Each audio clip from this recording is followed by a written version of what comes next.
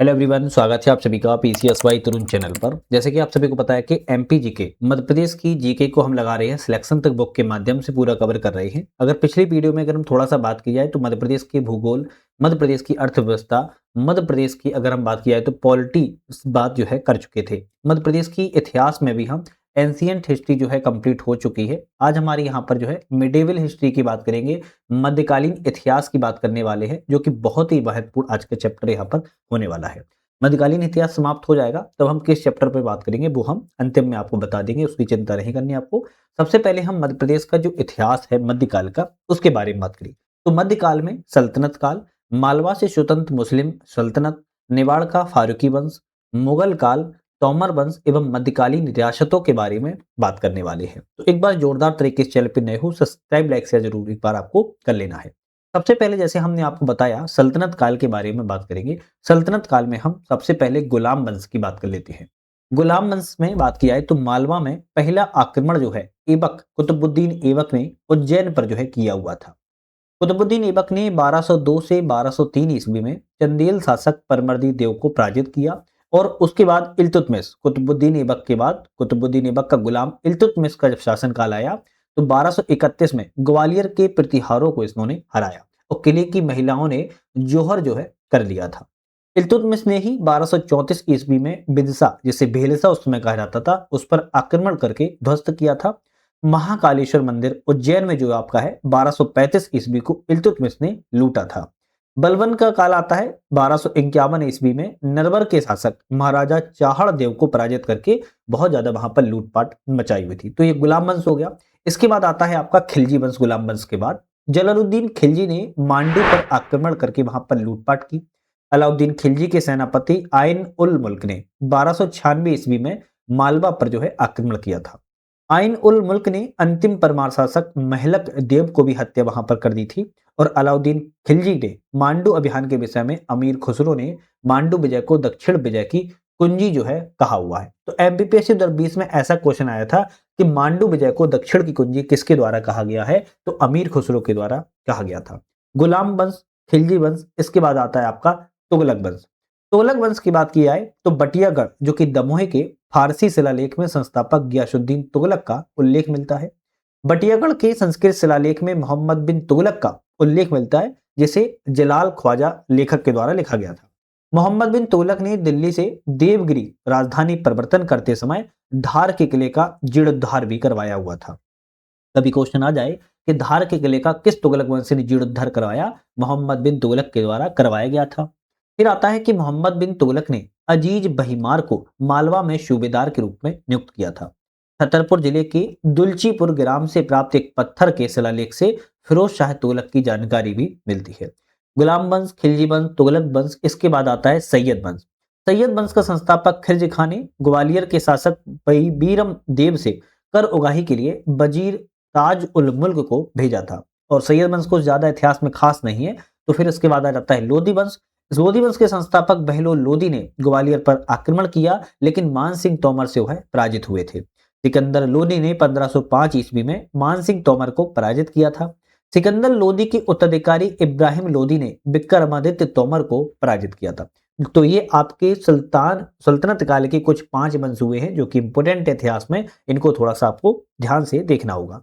एक चीज याद रखना है, ये हमने जितनी भी बातें की हैं एमपी से रिलेट करके बात की है। अब आप कहो पूरे इंडिया का इतिहास, तो हम इंडिया के नहीं पढ़ रहे हैं, एमपी की जीके को कवर यहाँ पर हम कर रहे हैं। ठीक है, चलिए नेक्स्ट हम अगर यहाँ पर हम बात की जाए तो मालवा में स्वतंत्र मुस्लिम सल्तनत की बात की जाए। अब हम तो मालवा में स्वतंत्र मुस्लिम बात की जाए तो सबसे पहले गौरी वंश, खिलजी वंश एवं गुजरात के अधीन वंश की बात करेंगे। लेकिन इससे पहले छोटा सा अपडेट है कि हमारा ऐप आ चुका है जिसका नाम है यूपीएससी नट। क्यों बता रहे हैं, इस ऐप पर आप लोग जाएंगे तो एमपीपीएससी की टेस्ट सीरीज जैसे आकार, एमजीआईसीएस, एसएमजे, सफलता, चैंपियन इत्यादि कोचिंग की टेस्ट सीरीज की पीडीएफ जो है डाउनलोड कर सकते हो और इसका प्रिंट आउट भी जो है आप निकलवा सकते हो। तो अभी जाना है टेस्ट सीरीज वाले सेक्शन में जाना है, वहां से आप लोग पीडीएफ वगैरह डाउनलोड कर सकते हो।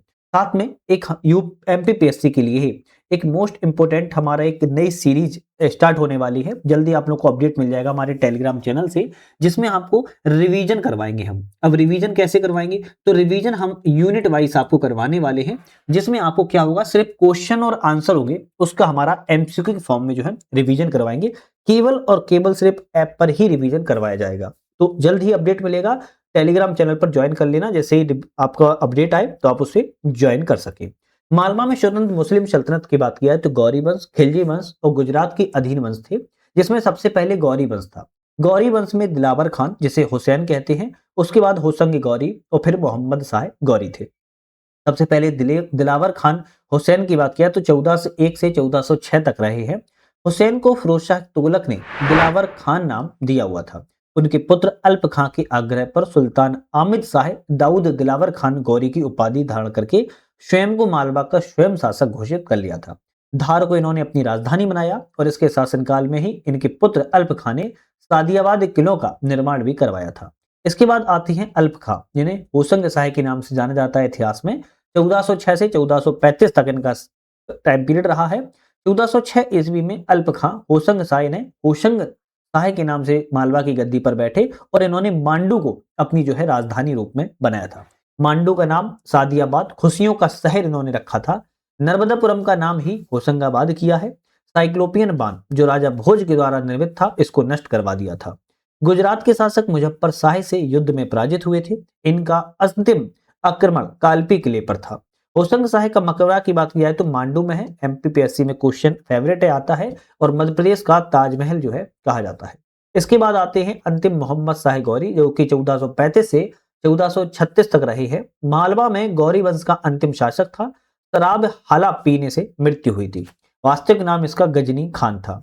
होशंग शाह के पश्चात मोहम्मद शाह गौरी के नाम से गद्दी पर बैठा था। इसके बाद आता है आपके गौर वंश के बाद खिलजी वंश। तो खिलजी वंश में कई सारे वंश हुए हैं, जिसमें मोहम्मद खिलजी प्रथम, गियासुद्दीन खिलजी, नासिर शाह, महमूद शाह खिलजी द्वितीय। तो सबसे पहले मोहम्मद महमूद खिलजी प्रथम की बात किया है, 1436 से 1469 तक ईस्वी तक रहा है। मोहम्मद शाह गौरी की हत्या खिलजी वंश की नींव डाली है। मोहम्मद शाह गौरी की हत्या करके खिलजी वंश की नींव डाली। इसका निर्माण होशंग शाह का मकबरा असरफी महल मांडू में इन्होंने निर्माण करवाया था। महमूद खिलजी का राणा कुंभा से युद्ध हुआ और 4 वर्ष तक चला था, लेकिन युद्ध जो है कोई भी निर्णय पर नहीं पहुंच पाया, अनिर्णय युद्ध था। इसके उपलक्ष्य में राणा कुंभा ने चित्तौड़ में कीर्ति स्तंभ का और महमूद खिलजी ने मांडू में मीनार विजय स्तंभ का निर्माण करवा लिया था। तो दोनों जब अनिर्णायक रहा तो दोनों ने अपनी अपनी जगह विजय के रूप में स्तंभों का निर्माण कराया। इसके बाद आते हैं गयासुद्दीन खिलजी। 1489 से 1500 ईस्वी के दौरान महमूद खिलजी का बड़ा पुत्र गयासुद्दीन नाम से सिंहासन पर बैठा। इसके निर्माण के समय जहाज महल, हिंडोला महल धार जिला पोर्टल के अनुसार बनवाया गया है। इसके बाद आते हैं नासिर शाह, 1500 से 1510। उज्जैन में कालिया दह पैलेस का इन्होंने निर्माण करवाया। फिर आते हैं अंतिम महमूद खिलजी द्वितीय, 1511 से 1531 तक। इसी के समय गुजरात के शासक बहादुर शाह ने मालवा पर आक्रमण किया और मांडू पर अधिकार जो है कर लिया था। इतिहास में एक युद्ध आता है गागरोन का युद्ध। गागरोन का युद्ध इतिहास में काफी जगह नहीं मिलता है, लेकिन एमपीपीएससी 2023 में आया क्वेश्चन था। गागरोन का युद्ध 1519 में लड़ा गया था, मेवाड़ के राणा सांगा और मालवा के महमूद खिलजी द्वितीय के बीच में। इस टकराव में लड़ाई राजस्थान के गागरोन के पास हुई थी। इसका नतीजा राणा सांगा की जीत के रूप में निकला, जिन्होंने महमूद को बंदी बनाया और इस क्षेत्र पर कब्जा जो है कर लिया था। तो गागरोन का युद्ध आ जाए 1519 में लड़ा गया था। फिर हमारा तीसरा वंश आता है गुजरात के स्वतंत्र मालवा शासकों के अधीन मालवा, जिसमें बहादुर शाह, कादिर शाह, सोजायत खान एवं बाज बहादुर। ये वाला जो पार्ट है ना वो इंपोर्टेंट है। अभी तक 2 पार्ट अगर आपको याद हुए नहीं हुए ठीक बात है, लेकिन यहां से आपको थोड़ा सा याद करना होगा। बहादुर शाह की बात की जाए तो 1531 में मालवा पर इन्होंने अधिकार कर लिया। इस दौरान 1535 में मंदसौर में हुए युद्ध में हुमायूं ने बहादुर शाह को पराजित कर दिया। इसके बाद कादिर शाह मल्लू खां के नाम से फेमस है। हुमायूं ने कादिर शाह को मालवा का सूबेदार नियुक्त किया। पूरनमल को रायसेन का शासक बनाया, लेकिन वह शेर शाह के द्वारा पराजित हो गया। उसने लखनौती बंगाल का सूबेदार जो है नियुक्त कर दिया। फिर आते हैं सुजायत खान। सुजायत खान को शेर शाह सूरी ने मालवा का सूबेदार जो है नियुक्त किया। सुजायत खान की बात किया तो मालवा की राजधानी मांडू से बदलकर इन्होंने सारंगपुर कर दिया। यहाँ पर सारंगपुर जो है कर दिया। इसके बाद आते हैं बजायत खान, जिन्हें बाज बहादुर के नाम से जाने जाते हैं। इंपोर्टेंट तो चारों में यही है बाज बहादुर। 1556 से 1561 का इनका टाइम पीरियड रहा है। सुजायत खां की मृत्यु के पश्चात उनका बड़ा पुत्र बजायत खान, जो कि बहादुर शाह की पदवी के धारण करके मालवा का सुल्तान बना। 1556 में बाज बहादुर ने रानी दुर्गावती के गौंड राज्य पर आक्रमण किया, किंतु दुर्गावती के द्वारा यह पराजित हुआ। बाज बहादुर ने अपनी पत्नी रानी रूपमती के लिए रूपमती महल का जो है निर्माण करवाया था। संगीत के क्षेत्र में बाज बहादुर ने अनेक रागों जैसे राग गुजरी, राग मालवी का आविष्कार भी किया हुआ है। 1561 में बाज बहादुर और अकबर के सेनापति आदम खां के बीच में सारंगपुर राजगढ़ किला का युद्ध हुआ। पीर मोहम्मद खान मालवा का सूबेदार बनाया, लेकिन बाद में बाज बहादुर को पुनः अधिकार मिल गया। इसके बाद युद्ध में बाज बहादुर के हारने भाग जाने के पश्चात रानी रूपमती ने जहर खाकर आत्महत्या कर ली थी। बाद में रूपमती की कब्र पर ही बाज बहादुर ने प्राण भी त्याग दिए थे, ध्यान रखिएगा। तो ये कुछ आपका गुजरात के स्वतंत्र शासकों के अधीन मालवा रहा है। इसमें से आपके बहादुर शाह और बाज बहादुर इंपोर्टेंट है, इनको ध्यान रखना होगा। चौथा आता है हमारा निमाड़ का फारूकी वंश। फारूकी वंश के सबसे पहले हम परिचय की बात करेंगे, इंट्रोडक्शन की। तो इसके संस्थापक खान ए जहां फारूकी का पुत्र मलिक रजा था। 15 से 16वीं शताब्दी में, ध्यान रखना है, इनका राज्य क्षेत्र ताप्ती नदी घाटी में, जो कि पश्चिम मध्य प्रदेश में था। इसके बाद इसी समय असीरगढ़ पर आसा अहीर नामक राजा था, जो कि मलिक रजा की अधीनता स्वीकार की। गुजरात के शासकों ने फारूकियों को खान की उपाधि से जो है नवाजा था। अब इसमें आपके निमाड़ की फारूकी वंश में कुछ शासक हुए हैं, जिसमें सबसे पहले मलिक रजा, जो कि 1394 ईस्वी में दिल्ली सल्तनत ने स्वतंत्र सत्ता इसने स्थापित की और अपने पुत्र नासिर का विवाह दिलावर खान की पुत्री से किया। फिर आते हैं मलिक नासिर। 1399 से 1437 तक इनका टाइम पीरियड रहा है। असीरगढ़ किले पर अधिकार किया और मुख्यालय बनाया। ताप्ती के तट पर जैनाबाद एवं बुरहानपुर का इन्होंने निर्माण किया था। इसके बाद आदिल खान द्वितीय आते हैं। गढ़ा मंडला से इन्होंने झारखंड तक शासन विस्तार किया। गुजरात से स्वतंत्र हुआ। शाह ए झारखंड की उपाधि से इन्होंने धारण किया था। इसके बाद आते हैं गजनी खान, जो कि मीरन शाह शाखा का अंतिम शासक था। इसके बाद रजा अली खान। 1576 ईस्वी में अकबर ने खानदेश अधिग्रहण के लिए सेना भेजी और अकबर का आधिपत्य स्वीकारा और पुत्री का विवाह शाहजादा मुराद से और अबुल फजल की बहन से स्वयं विवाह किया था। असीरगढ़ में जामा मस्जिद इसके द्वारा बनवाई गई थी। इसके बाद बहादुर खान आते हैं और यह अंतिम शासक था। इसी के समय 1601 में अकबर ने अंतिम विजय जो है आपकी किसकी, निमाड़ में फारूकी वंश को जो है मिला लिया था। तो किसके समय मिलाया गया, बहादुर खान के समय में 1601 में अकबर ने अंतिम रूप से मिला लिया था। सल्तनत काल के बाद फिर हमारा आता है अब पांचवा मुगल कालीन मध्य प्रदेश। मुगल कालीन मध्य प्रदेश में सबसे पहले बाबर आते हैं, फिर हुमायूं, शेर शाह सूरी, अकबर, जहांगीर, शाहजहां एवं औरंगजेब आती। तो और भी है बीच बीच में, लेकिन वो बेकार है, कोई काम की नहीं है। अगर हम बात की जाए सबसे पहले बाबर की, तो बाबर 1526 से 1530 टाइम पीरियड रहा है। इसने 1528 में चंदेरी पर आक्रमण करके मेदिनी राय को क्या किया था, पराजित किया था। मेदिनी राय ने अपनी पुत्रियों का विवाह हुमायूं एवं कामरान से करा दिया। इसके युद्ध के पश्चात महिलाओं ने जोहर कर लिया और बाबर ने लाशों की मीनार जो है बना दी। इसके बाद आते हैं हुमायूं। हुमायूं 1530 से 1540 तक रहे। हुमायूं का शासनकाल बड़ा नाटकीय देखने को मिलता है ना। 1530 से 1540, फिर 1555 से 1556। खैर, हुमायूं 1530 से 1540 रहे। हुमायूं ने सर्वप्रथम मालवा पर आक्रमण करके रायसेन पर अधिकार कर लिया। ग्वालियर के तोमर शासक ने हुमायूं ने कोहिनूर हीरा प्राप्त किया। 1535 ईस्वी में ही मंदसौर युद्ध में हुमायूं ने बहादुर शाह को भी पराजित किया। 1539 का समय आता है, चौसा का युद्ध होता है, जिसमें बघेल शासक बीरभानु ने इसकी सहायता जो है की थी। इसके बाद चौसा के युद्ध में ही काले कन्नौज का जो युद्ध हुआ उसमें हुमायूं पराजित हुआ। शेर शाह सूरी का शासनकाल आया 1540 से, माफी चाहता हूं, 1540 से 1545। 1543 में शेर शाह सूरी ने रायसेन किले पर आक्रमण किया और पूरनमल को पराजित कर दिया। आत्मसमर्पण के बावजूद भी शेर शाह ने धोखे से पूरनमल उसके सैनिकों की हत्या कर दी, जिसे काला धब्बा अभियान के रूप में कहा जाता है। इस युद्ध में शेरशाह ने कुरान की कसम खाई थी कि पूरनमल को नुकसान नहीं पहुंचाया जाएगा। 1545 ईस्वी में कालिंजर अभियान के दौरान उक्का नामक आग्नेय अस्त्र चलाने के दौरान शेर शाह दूरी की मृत्यु जो है हो गई। अब शेर शाह सूरी बने तो फिर अकबर का टाइम पीरियड आता है 1556 से 1605 के दरमियान। 1561 में आदम खान, पीर मोहम्मद खान, अब्दुल खान के नेतृत्व में मालवा में सेना भेजी गई। 1561 में सेना ने सारंगपुर युद्ध में बाज बहादुर को पराजित कर दिया। 1564 में आसफ खां के नेतृत्व में गोंडवाना के गढ़ राज्य पर आक्रमण किया गया रानी दुर्गावती के विरुद्ध में। अकबर का अंतिम अभियान मीर बहादुर के खान के विरुद्ध था। 1601 में असीरगढ़ को जीत लिया गया। विजय के बाद दानियाल को खानदेश का सूबेदार बनाया गया। बीरबल घोगरा सीधी से संबंधित थे। तानसेन तोमर वंश एवं बघेलखंड की रियासत में संगीतकार थे। मुल्ला दो प्याजा कब्र की हांडिया हरदा में स्थित है। ये कौन थे? आपके नवरत्नों में थे। अब्दुल रहीम खान खाना ने बुरहानपुर में कुशल जल प्रबंधन जो है आपका क्या थी प्रणाली कूनी खोरी भंडारा का जो है निर्माण करवाया था। अकबर के आक्रमण के समय असीरगढ़ दुर्ग खानदेश के फारूकी वंश का जो है अधिकार उसमें चल रहा था। फैक्ट है कि खानदेश को मुगल शहजादे दानियाल के नाम पर दान देश भी कहा जाता था। फिर इसके बाद अकबर के बाद आते हैं जहांगीर, जो कि अकबर का प्रिय पुत्र था। 1605 से 1627 के टाइम पीरियड में जहांगीर के आदेश के अनुसार बुंदेला शासक बीर सिंह बुंदेला ने अबुल फजल की हत्या जो है कर दी थी। बीर सिंह बुंदेला ने ओरछा में जहांगीर महल का निर्माण कराया। शहजादे परवेज को खानदेश का सूबेदार नियुक्त किया। 1615 में इंग्लैंड के राजा जेम्स प्रथम का दूत सर थॉमस रो इंग्लैंड के आपके जहांगीर के ही दरबार में आया था, बुरहानपुर जो है पहुंचा था। अविश्वास के चलते अपने पुत्र खुसरो की हत्या बुरहानपुर किले में भी जहांगीर के द्वारा करवा दी गई थी। इसके बाद आता है शाहजहां, ताजमहल के रूप में इनको याद किया जाता है। 1627 से 1658 में शाहजहां की पुत्री थी रोशन आरा, जिसका जन्म बुरहानपुर में ही हुआ था। शाहजहां का विवाह अर्जुमंद मानो बेगम से हुआ। इन्होंने इतिहास में मुमताज महल के नाम से जाना जाता है। शाहजहां ने उन्हें मल्लिका ए जमानी की उपाधि दी हुई थी। मुमताज महल का निधन बुरहानपुर में ही हुआ था। शाहजहां ने मुमताज की कब्र को बुरहानपुर से निधन के 6 माह पश्चात आगरा ताजमहल में जो है स्थानांतरित भी करवा दिया था। महामत खान को दक्षिण का सूबेदार नियुक्त किया और बुंदेला शासक जुझार सिंह ने विद्रोह को दबाने के लिए सेना भी भेजी थी। इसके बाद औरंगजेब का शासनकाल आता है 1658 से 1707।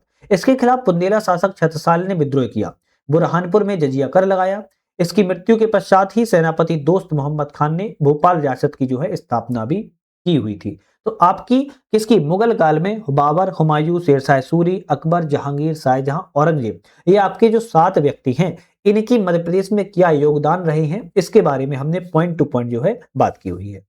इसके बाद अगर हम बात की जाए, मध्य प्रदेश में तोमर वंश की स्थापना होती है। 8वीं शताब्दी के उत्तरार्ध में तोमरों ने दिल्ली पर जो है अपना राज्य स्थापित कर लिया।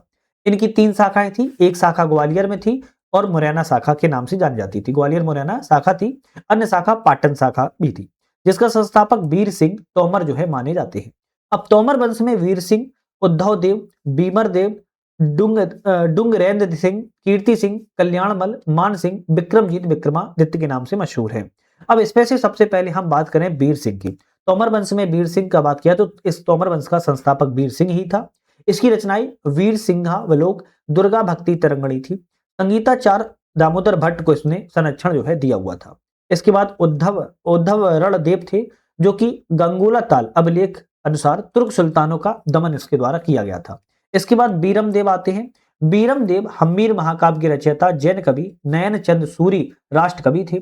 पद्मनाथ कायस्थ ने यशोधर चरित देव के संबंध में लिखा है। इसके पश्चात गणपति देव जो है राजा बने थे। फिर उसके बाद आते हैं डुगरेंद्र या डूंगर सिंह। भांडेर पर 2 बार और नरवर पर इन्होंने 1 बार आक्रमण किया था। मालवा शासक होशंग शाह को इन्होंने 2 बार पराजित किया। कश्मीर के शासक जैनुल आबिदीन से मित्रतापूर्ण डूरंग सिंह के जो है संबंध थे। इसके बाद कीर्ति सिंह आते हैं। बहलोल लोदी जो दिल्ली के शासक थे, 1465 में संधि की हुई थी। जौनपुर शासक हुसैन शाह सरकी को 1466 में इन्होंने पराजित किया था। इस युद्ध के पश्चात कीर्ति सिंह को हिंदू सूत्र राणे कहा जाने लगा और सोनगिरी में जैन मंदिरों का भी निर्माण करवाया था। फिर कल्याणमल आते हैं। अनरंग की रचना के लिए कामशास्त्र का ग्रंथ लिखा है। नारायण दास, दामोदर दास, चतुर्भुज जैसे विद्वानों को इन्होंने संरक्षण जो है दिया हुआ है। इसके बाद मान सिंह तोमर आते हैं, जो कि इतिहास में इंपोर्टेंट है। 1486 से 1518 इनका टाइम पीरियड रहा है। कल्याणमल का उत्तराधिकारी तोमर वंश का प्रतापी गौरवशाली शासक थे। लोधी शासक बहलोल लोधी और सिकंदर लोधी से इनके संबंध थे। बुंदेला शासक रुद्र प्रताप सिंह बुंदेला से मित्रतापूर्ण संबंध थे। ग्वालियर में ध्रुपद शैली को इन्होंने लोकप्रिय बनाया है। संगीत ग्रंथ मान कोतूहल की इन्होंने रचना की हुई है। गुजरी महल, मान मंदिर, गंगोला ताल का इन्होंने निर्माण कराया। ग्वालियर में बेजू बाबरा, तानसेन, हरिदास जैसे संगीतकारों को संरक्षण दिया है। संगीत, साहित्य, स्थापत्य कला, व्यापार के क्षेत्रों में खूब प्रगति इनके काल में देखने को मिलती है। ग्वालियर के इतिहास का स्वर्ण काल जो है कहा जाता है। मृगयानी के लिए ग्वालियर किले में गुजरी महल का भी निर्माण जो है करवाया हुआ था। एक फैक्ट है कि मृगयानी उपन्यास में वृंदावन लाल वर्मा ने मानसिंह और गुजरी रानी का जो है वर्णन किया हुआ है। मानसिंह तोमर के बाद विक्रमजीत सिंह का शासनकाल आता है। मान सिंह के पुत्र एवं उत्तराधिकारी थे। इब्राहिम लोदी युद्ध में पराजित हुए थे। 1526 में पानीपत में प्रथम युद्ध में मारा गया था। राम सिंह की बात किया, तोमर वंश का अंतिम शासक थे। इसके पश्चात मुगलों ने ग्वालियर पर जो है 1754 में अधिकार कर लिया था या कब्जा कर लिया था। फिर आते हैं आपके तोमर वंश के बाद मध्य प्रदेश में कुछ रियासत है, जिसमें से गोंडवाना रियासत, बुंदेलखंड रियासत एवं बघेलखंड रियासत आती है। अब इसमें सबसे पहले हम बात की जाए तो गोंडवाना रियासत की। गोंडवाना रियासत 14वीं से 16वीं शताब्दी तक सतपुड़ा एवं विंध्याचल पर्वत श्रेणियों के बीच में नर्मदा घाटी क्षेत्र में 3 राज्यों में विकसित थी। इसकी शाखा एक थी गढ़मंडला रियासत, दूसरी खेरला रियासत, तीसरी देवगढ़ रियासत। अब सबसे पहले हम गोंड राज्य की बात की जाए तो गढ़मंडला का गोंड राज्य के संस्थापक जो थे यादव राव थे और गोंड वंश के आदि पुरुष जो है कहे जाते थे। अबुल फजल ने आईने अकबरी में गोंडवाना रियासत के विषय में लिखा है कि यह रियासत इतना समृद्धशाली थी, प्रजा लगान देने के लिए सोने की मुद्राएं और हाथियों को अदायगी जो है करती थी। और एमपीपीएससी 2024 में आया क्वेश्चन है। जानकारी स्रोत के अनुसार रामनगर अभिलेख संस्कृत भाषा में था, हृदय साय के द्वारा निर्मित था। यादव राय से हृदय साय का 64 शासकों का यहाँ पर वर्णन मिलता है। इसके बाद आता है गणेश नृप वर्णनम, जो कि रूपनाथ झा कृत है, संस्कृत श्लोक ग्रंथ है। 63 शासकों का 64 श्लोकों में वर्णन है और संग्राम साय में 52 गढ़ वर्णित है। इसके बाद कर्नल सिलीमैन के द्वारा लिखित वर्णन भी जानकारी के स्रोत में जाना जाता है। अब आपके प्रमुख शासकों की बात किया तो यादव राय, अर्जुन दास, आमर संग्राम साय, दलपत साय, रानी दुर्गावती, चंद्र साय, मधुकर साय, प्रेम साय, हृदय साय एवं कुछ अन्य शासक। अब इनकी एक एक करके हमें बात करनी होगी, तभी एग्जाम्स के पॉइंट ऑफ व्यू से ये आपका सही हो पाएगा। सबसे पहले हम बात की जाएगी यादव राय। ये तो पता है ना कौन सा हम चल रहे हैं, गोंड राज्य के बारे में बात कर रहे हैं। गढ़मंडला का गोंड राज्य अभी देख रहे हैं, है ना, अभी बहुत बड़ा ही चैप्टर है। तो गोंड राज्य में यादव राय की बात किया तो 14वीं शताब्दी में गौड़ वंश की स्थापना तिलवारा घाट के तांत्रिक सुरभि पाठक के सहयोग से की थी। गौड़ वंश का इन्हें आदि पुरुष कहा जाता है। दमोह गढ़ा शासक की पुत्री से विवाह के पश्चात गौड़ वंश की इन्होंने नींव डाली थी। इसके उपरांत खिरजी, गोरक्षदास और शकुनदास जैसे शासक बने। इसके बाद आते हैं फिर अर्जुन दास। सिख ग्रंथ सूरज प्रकाश के अनुसार इनके समय गुरु नानक ने गढ़ा की यात्रा की थी। अपने छोटे पुत्र जोगीदास को उत्तराधिकारी बनाने पर बड़े पुत्र आमरदास की इन्होंने हत्या कर दी और स्वयं शासक जो है बन गया था। इसके बाद संग्राम साय आते हैं। इनका अन्य नाम अमरदास और अमानदास भी है। अर्जुन दास का ज्येष्ठ पुत्र था, प्रतापी शासक, वास्तविक संस्थापक कहा जाता है। गुजरात के सुल्तान बहादुर शाह ने रायसेन विजय में उसकी सहायता देने के कारण से संग्राम साय की उपाधि दी। सोने के सिक्कों के लिए इन्हें पुलस्त्रवंशी भी कहा जाता है। इनकी उपाधियों में बावन गणाधिपति, संग्राम साय और इनके 2 पुत्र थे, दलपत साय एवं चंद्र साय। अब इसके कुछ निर्माण कार्य भी हैं, जैसे जबलपुर में संग्राम सागर झील का निर्माण कराया, जबलपुर में बाजना मठ का निर्माण कराया, गढ़ा में संग्राम सरोवर बनवाया, मदन महल का निर्माण कराया, 52 गढ़ों की स्थापना करवाई, संग्रामपुर नामक शहर भी बसाया था। कुछ साहित्य, स्वयं विद्वान भी था, विद्वानों को संरक्षण भी देता था। रस रत्नमाला की इन्होंने रचना की है। किसकी बात की जा रही है, हम संग्राम साय की बात की जा रही है। रस रत्नमाला की इन्होंने रचना की है। दामोदर ठाकुर को संरक्षण दिया है, ध्यान रखिएगा। इसके बाद आते हैं इनके पुत्र दलपत साय। दलपत साय की बात किया तो संग्राम साय का उत्तराधिकारी एवं पुत्र था। राजधानी गढ़ा से इन्होंने सिंगौरगढ़ स्थानांतरित कर दी थी। इनका विवाह 1542 में चंदेल राजकुमारी दुर्गावती से हुआ। विद्वान महेश ठाकुर को इन्होंने संरक्षण दिया था। दलपत साय की मृत्यु के पश्चात इनका अल्पवयस्क पुत्र वीर नारायण शासक बना। दुर्गावती जो है संरक्षिका के तौर पर शासन का संचालन संभालती थी। इसके बाद रानी दुर्गावती का टाइम पीरियड की बात की जाए तो 1524 ईस्वी में कालिंजर में दुर्गा अष्टमी के दिन इनका जन्म हुआ था। इनके पिता चंदेल शासक शालिवाहन थे। कुछ स्रोतों में कीर्तिपाली भी कहा जाता है। वीर नारायण की संरक्षिका के तौर पर शासन का संचालन का प्रारंभ किया। इन्हें हाथी का नाम सरमन था। रानी दुर्गावती के हाथी का नाम सरमन था। राजधानी सिंगौरगढ़ से इन्होंने चौरागढ़ स्थानांतरित कर दी थी। लेखक अबुल फजल के अनुसार राजधानी चौरागढ़ की लूट का वर्णन किया गया है। सहायक आधार सिंह और बामन ठाकुर इनके प्रधानमंत्री थे। रानी दुर्गावती की समाधि जबलपुर की बरेला ग्राम में है। 2024 में रानी दुर्गावती की 500वीं जयंती जो है मनाई गई है। रानी दुर्गावती कुछ उपलब्धियां हैं। अफगान सरदारों को पराजित किया था। मालवा के शासक बाज बहादुर को 2 बार हराया। मुगल सेना को प्रारंभिक युद्ध में हराया। बाद में मुगल सेनापति आसिफ खां ने नरई घाटी में पराजित हुए और स्वयं की कटार से आत्महत्या कर ली। 24 जून को बलिदान दिवस के रूप में रानी दुर्गावती के लिए मनाया जाता है। सांस्कृतिक उपलब्धियों में महेश ठाकुर, तत्व चिंतामणि, पद्मनाथ भट्टाचार्य, दुर्गावती प्रकाश, नरहरि महापात्र जैसे विद्वानों को संरक्षण दिया था। बल्लभ संप्रदाय के अनुसार विट्ठलनाथ को 108 गांव दान में दिए थे, ध्यान रखिएगा। स्थापत्य में जबलपुर में आधारतल, रानीताल, पंचमठा मंदिर जैसे स्थापना करवाई थी। रानी दुर्गावती के बाद चंद्र साह की शासनकाल आता है। दलपत साह के भाई थे, बी नारायण के पश्चात यह शासक बने। मुगलों को 10 गढ़ दिए और इनकी हत्या इनके ही पुत्र मधुकर शाह ने कर दी थी। मधुकर शाह का शासन आता है, अपने पिता चंद्र शाह की हत्या करके गद्दी पर बैठा। मुगल बादशाह के दरबार में जाने वाला यह पहला गोंड का शासक था। प्रेम शाह के शासन काल आता है। प्रेम शाह की बात किया तो इनके शासन समय प्रेम शाह के शासन के समय की बात की जाए तो राधा बल्लभ संप्रदाय के संत चतुर्भुज दास का आगमन हुआ, ध्यान रखिएगा। और उसके बाद विष्णु दीक्षित और गंगाधर वाजपेयी जैसे विद्वानों को संरक्षण दिया। बुंदीला शासक जुझार सिंह ने चौरागढ़ पर आक्रमण करके प्रेम शाह की जो है हत्या भी की हुई थी, ध्यान रखिएगा। किसकी? प्रेम शाह की हत्या जो है की हुई थी। फिर इसके बाद आता है हृदय शाह। हृदय शाह का शासनकाल की बात किया है तो प्रेम शाह का ज्येष्ठ पुत्र और संगीतज्ञ का जानकार था। चौरागढ़ में बुंदेल शासकों का कब्जा होने के कारण इसने अपनी राजधानी रामनगर में स्थानांतरित कर दी थी। इसके बाद रामनगर को हृदय शाह ने ही बसाया था। रामनगर अभिलेख के अनुसार वह न केवल अच्छा गायक था बल्कि वादक भी था, ध्यान रखिएगा। साथ ही दो पितु, दो संगीत, हृदय प्रकाश और हृदय कौतुक का भी लेखक था। हृदय शाह के दो पुत्र छत्र शाह और हरि सिंह, ध्यान रखिएगा, थे। इन्होंने मोती महल, बघेलिन महल, राय भगत की कोठी, अन्य शासकों में छत्रसाल, नरेंद्र शाह, महाराज शाह, शिवराज शाह, निजाम शाह, नरहरि शाह, सुमेर शाह, शंकर शाह इत्यादि कुछ छोटे छोटे शासक हुए। लेकिन जो इन्होंने स्थापत्य के काल किए हैं, मोती महल, बघेलिन महल और राय भगत की कोठी का जो है निर्माण करवाया था हृदय शाह के द्वारा।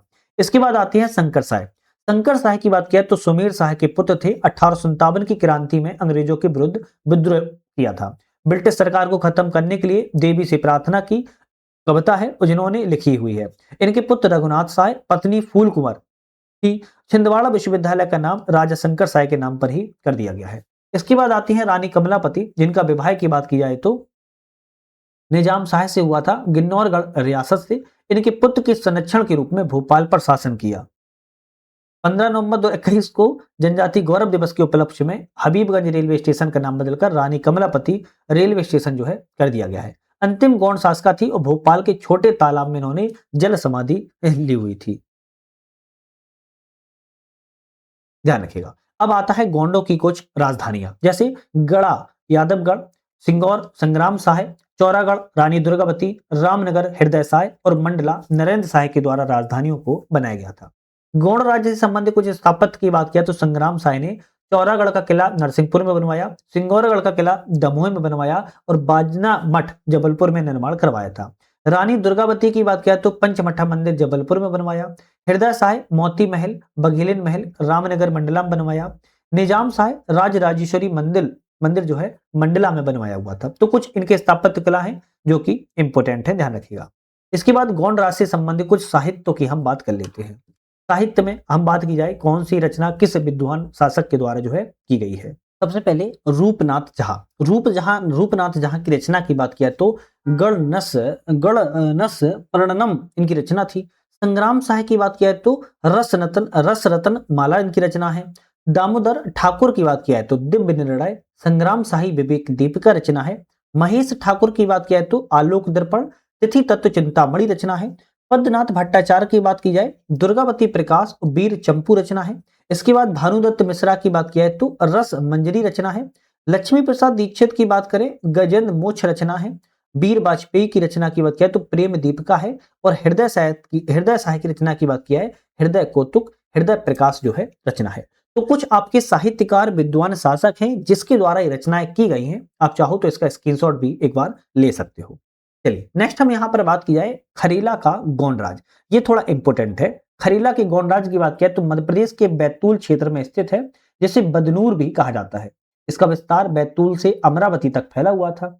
जानकारी स्रोत में कहा जाता है कि मराठी ग्रंथ विवेक संधु में इसका उल्लेख मिलता है।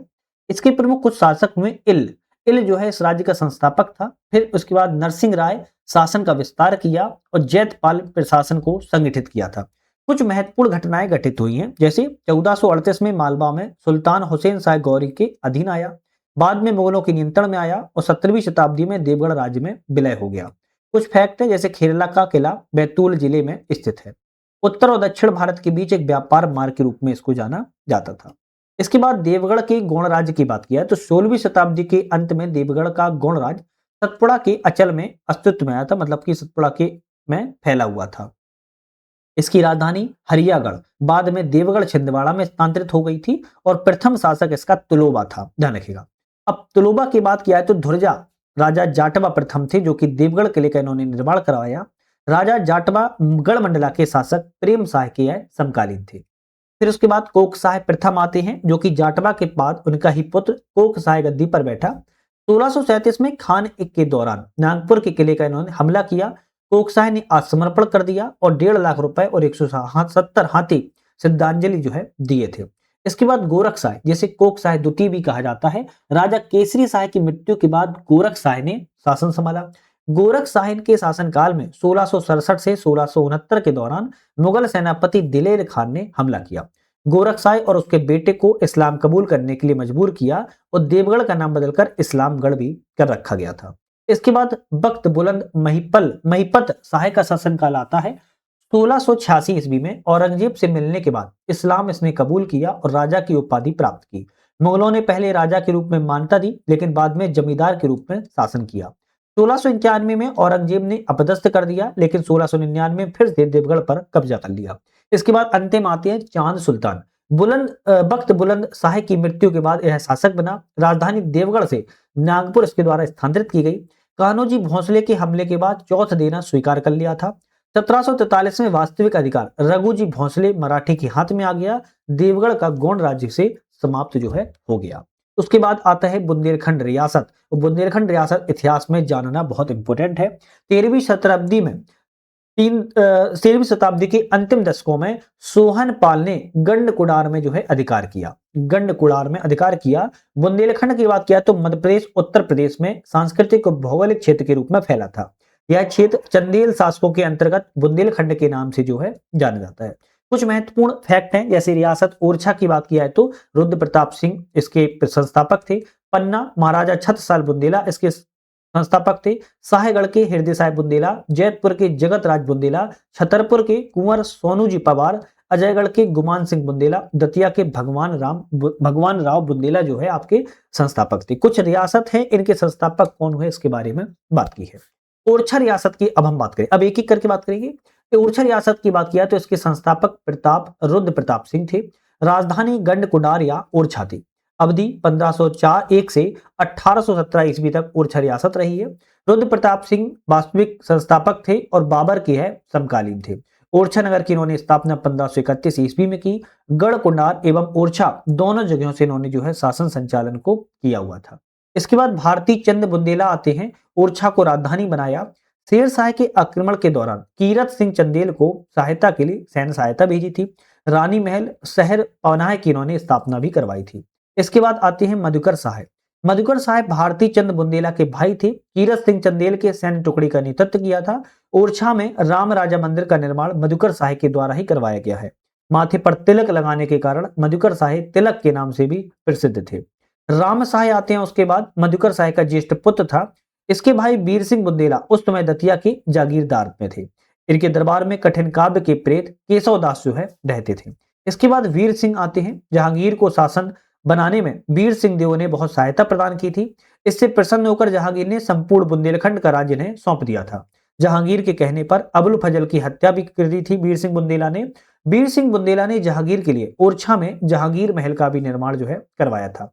इसके बाद जुझार सिंह बुंदेला आते हैं। वीर सिंह बुंदेला का पुत्र था। गोंडवाना शासक प्रेम नारायण को युद्ध में पराजित किया था। उनके छोटे भाई हरदौल सिंह बुंदेलखंड में ग्राम देवता के रूप में जो है आज भी पूजे जाते हैं। हरदौल की मनौती बहुत फेमस है बुंदेलखंड एवं बघेलखंड क्षेत्र में, ध्यान रखिएगा। स्थानीय लोग शादी विवाह भंडारा वगैरह में जो है आमंत्रित भी करते हैं। फिर आते हैं पहाड़ सिंह। पहाड़ सिंह जुझार सिंह के भाई एवं मुगलों के मनसबदार थे। इसके पश्चात सुजान सिंह, इंद्रमणि, यशवंत सिंह, उद्धोत सिंह, पृथ्वी सिंह, सावंत सिंह, विक्रमजीत सिंह शासक बनते हैं।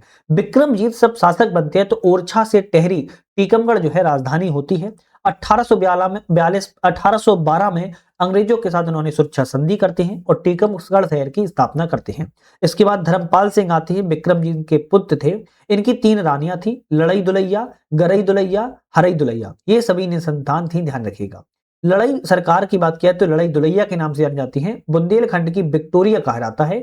1842 के बुंदेला विद्रोह में कर्नल सिलीमैन की इन्होंने सहायता की हुई थी। परवर्ती शासक तेज सिंह, सूरज सिंह, हमीर सिंह, प्रताप सिंह एवं वीर सिंह अंतिम थे बुंदेलखंड के, ध्यान रखिएगा। इसके बाद आते हैं पन्ना रियासत। पन्ना रियासत की संस्थापक की बात किया तो चंपत राय थे, पत्नी इनकी लाल कुंवर थी। वास्तविक संस्थापक छत्रसाल थे। राजधानी पन्ना बनी है। अवधि 1626 से 1834।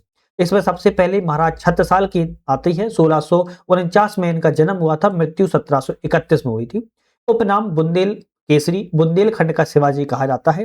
प्रणामी संप्रदाय के स्वामी प्राणनाथ को अपना गुरु बनाया। देवगढ़ के गोंड शासक को पराजित किया। मुगल सेना का में श्रेय न मिलने के कारण पन्ना रियासत की इन्होंने स्थापना की। 1728 में मुगल सूबेदार बंगस खान की सेना के आक्रमण करके मराठा पेशवा बाजीराव से सहायता मांगी। मराठा पेशवा बाजीराव से सहायता प्रदान की। इसके पश्चात बाजीराव को अपना तीसरा पुत्र माना और नर्तकी मस्तानी को जो है भेंट भी की हुई थी। छत्रसाल की उपाधि इन्होंने धारण की। औरंगजेब ने, ध्यान रखेगा, इनके पुत्र 2 थे, हृदय साय एवं जगत राय। कवि भूषण, लाल कवि, हंसराज जैसे विद्वानों को संरक्षण दिया। प्राणनाथ मंदिर पन्ना में और धुबेला महल छतरपुर में इनके द्वारा जो है बनवाया गया है। इसके बाद बात किया है तो हिंदू पत बुंदेला जुगल किशोर मंदिर का निर्माण करवाया और किशोर सिंह बुंदेला अंतिम स्वतंत्र शासक थे। इन्होंने अंग्रेजों से जो है संधि कर ली थी। ठीक है, चलिए इसके बाद आते हैं साहेगढ़ रियासत। साहेगढ़ रियासत के संस्थापक हृदय साय हैं और राजधानी गड़ा कटोरा साहेगढ़ इन्होंने बनाई थी। छत्रसाल की मृत्यु के पश्चात हृदय साय को साहेगढ़ क्षेत्र प्राप्त हुआ। पृथ्वीराज बुंदेला साहेगढ़ इन्होंने राजधानी बनाई। हरि सिंह बुंदेला राजधानी गढ़कोटा को स्थानांतरित किया। इस रियासत में सबसे शक्तिशाली शासक बख्त बली थे। 1842 में बुंदेला विद्रोह हुआ। बख्त बली ने अंग्रेजों के साथ साथ दिया और हीरापुर के शासक हृदय साय को पकड़वाया था।